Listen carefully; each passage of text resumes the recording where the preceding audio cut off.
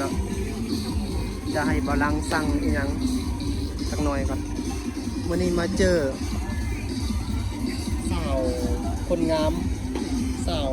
มงเนาะอยู่ที่เมืองแดงเนาะทางงามทางเป็นแม่ค้าเนาะหลายอย่างเลยวันนี้ก็มาช่วยเอื้อยเนาะมาช่วยเอื้อยขายเครื่องเนาะอยู่ที่งานบุญขึ้นเจียงของชนเผ่ามงเนาะอยู่บ้านนั่นเนาะบ้านครับจะมาอยู่บ้านน้ำมนต์บ้านเฮยพระบ้านเฮยน้ำมนต์เนาะมื้อนี้ก็มากับยูทูบเบอร์เฮาคือเก่าเนาะมื้อนี้พาเลาะได้ฝากติดตามเด้อเนาะฝากติดตาม2เพิ่นแดคันว่าเพิ่นจะไปสัมภาษณ์ผู้สาวมงอยู่ในงานนี่แหละเนาะก็14ก็สามารถเข้าไปเบิ่งติดตามเพิ่นได้เนาะอันนี้มันเอื้อยเนาะโดยคืองามคือกันเลยเนาะเดียวกันกับงามเลยนะ เดี๋ยวโคตรไปได้ปะ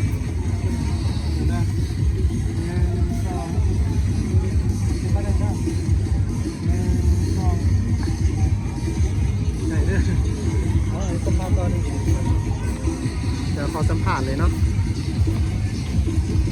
ตอนนี้เหียนห้องใดล่ะเหียนมหกพี่นาก็ปิดท้ายเนาะเขามีความสมมติหลังจากที่เขาเหียนจบเขามีความไฟฟันอยากจะไปเหียนของเขาเป็นมีมั้ยอันจะไปเรียนภาษาจีนภาษาจีน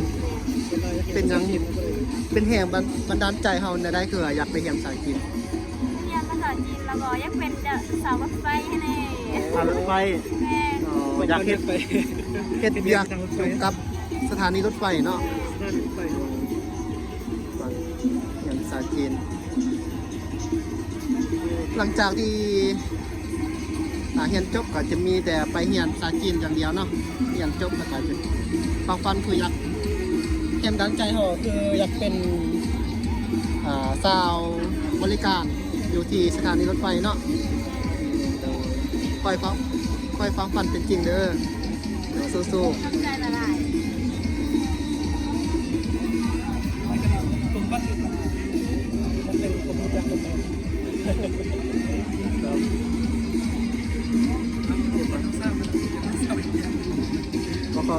ก็ถ่ายก่อนจักหน่อยเนาะผมมาสัมภาษณ์น้องคนก็คือว่าเป็นคลิปลงอีก2นึงเนาะทุกท่านจะมาลง YouTube อันนี้เป็น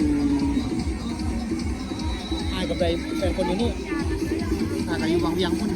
ขี่รถไฟไปมาแหละกันน้องได้เป็นอนาคตกันน้องได้เป็นสาวเนาะเป็นสาวบริการอยู่สถานีรถไฟหรือว่าพนักงานอยู่ที่สถานีรถไฟก็จะได้เห็นกันเนาะเห็นกันตลอดเลยลายก็ได้เดินทางไปมาตลอดเนาะได้บาลังสื่อสวยมาเปิดได้จากมือแล้วจะ4 มือแล้วเนาะแต่ขายดีอยู่ปะขายดีอยู่ดีอยู่นะเขามาขายอย่างแดนนี่ขายเครื่องดื่มมีอย่างต่างๆนี่ติ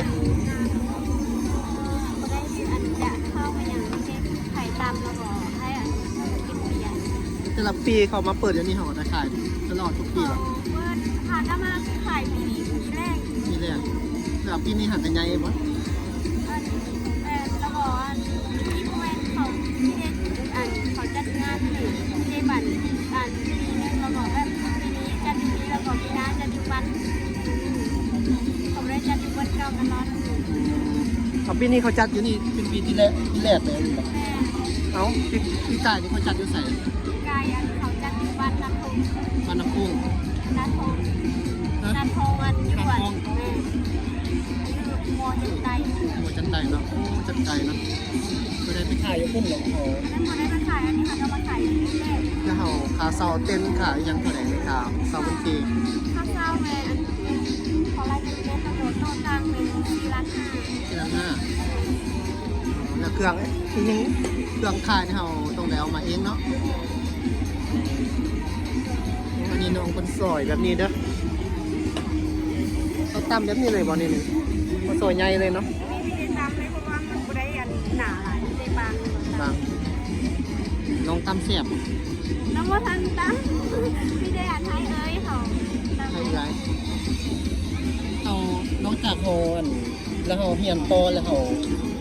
หาเงินจังได๋นอกจากเฮาแบบวันนี้เฮาแต่ว่าหาเงินแบบ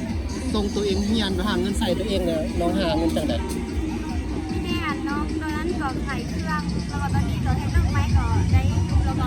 อันมีส่วนยางได้แล้วก็ปัดยางได้ น้องก็ปัดยางแน่ปัดยางเป็นซะบ่ เป็น โอ้โหทั้งเก่งทั้งน้ำทั้งเก่งเนาะทั้งเฮ็ดทุกอย่างได้เนาะ ปัดยาง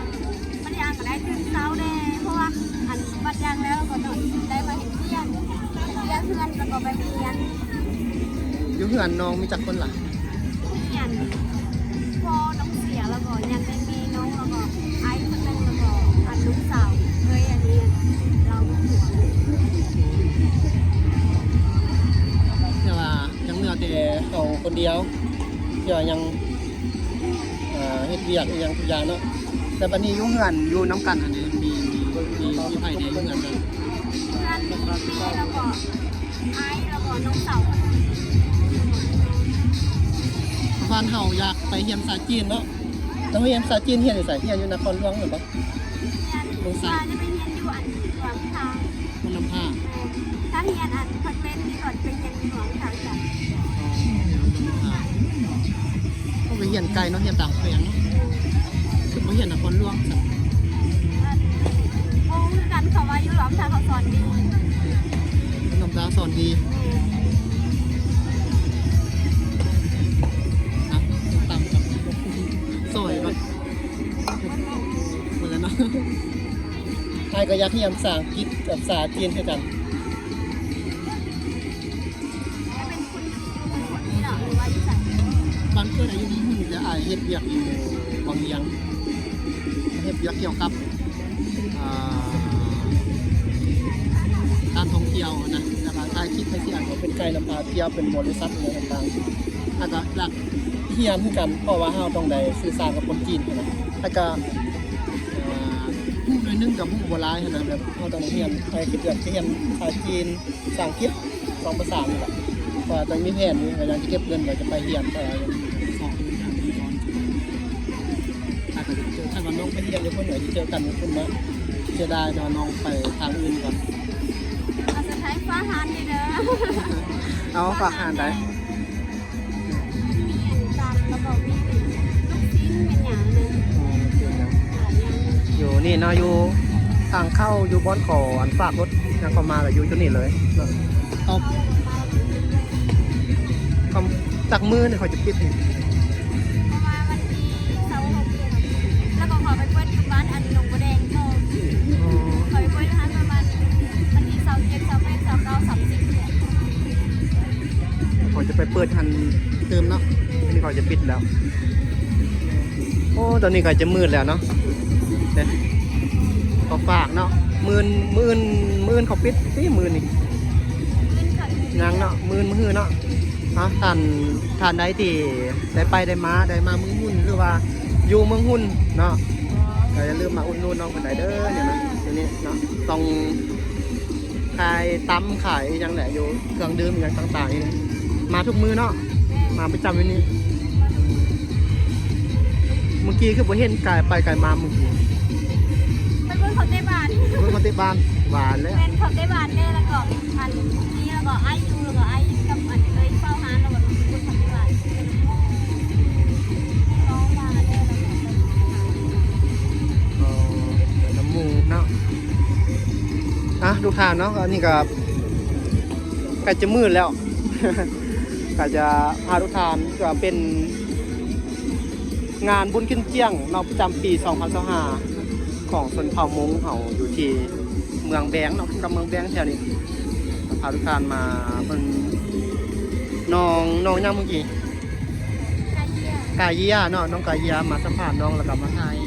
น้องให้ที่เฮาเบิ่งที่ติดตามน้องไกเลือกไปติดตามน้องเพิ่นทาง TikTok ครับเฟียดเนาะต้องเฟียดน้องก็จะมีรับงานเฮ็ดดอกไม้แล้วก็คืออย่างก็ถ่ายเครื่องอย่างเล็กน้อยเนาะฝากไปติดตามน้องเพิ่นคนดังอยู่แล้วนี่นะผมแม่นเข้ามายังฝาก ตามจะห้องเนาะ ฝากติดตาม2ห้องเด้อเนาะทางอีซีนี่มานำมาจาก2นี้2ห้องนี้ติดตามห้องนี้ครับติดตามได้เด้อคลิปนี้ก็ขออนุญาตจบคลิปประมาณนี้เนาะไว้เจอกันคลิปใหม่พบกันในคลิปใหม่เด้อเนาะกล่าวคำว่าสบายดี